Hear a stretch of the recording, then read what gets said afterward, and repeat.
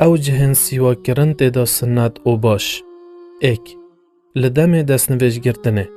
هر وکی پیغمبر خود صلی الله علیه و سلم دبیجید اگر نب با زحمت لسر امتا من دا فرمان بوان کم کو سیوا کی بکار بینن دیگل هر دست نویج گرتنه که. دو سیوا کرن بو نویجه. هر وکی پیغمبر خود صلی الله علیه و سلم دبیجید اگر نب با زحمت لسر امتا من دا فرمان بوان کم کو سیوا کی بکار بینن دیگل هر نویجه که. سه لدم شو نویجیان. حذیفه کره یمانی ود گوهیزید کو پیغمبر خود صلی الله علیه و سلم اگر را به بابو نویجن شوه دا دوی خو پاقش کد به سیواکی.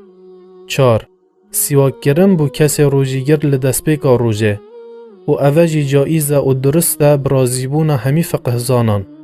5 لدم خواندن قرآنه و لدم ذکر کرنه. 6 لدم تیمم و سرششتنه. 7 لدم هاد نجور بناو ماله.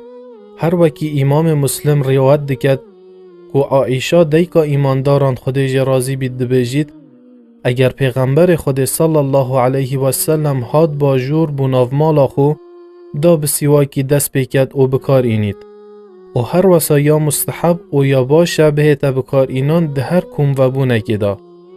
8 لدم نوستن وجود بونه. 9 لدم رابونا جخویان جی لدم بهنا دو مروی دهتا گوارتن. تیبینی او دمن ین بکار اینانا سیواکی تیدا سنت او باش. بله بکار اینانا سیواکی لهمی دمان درسته و مروف دشت بکار بینید.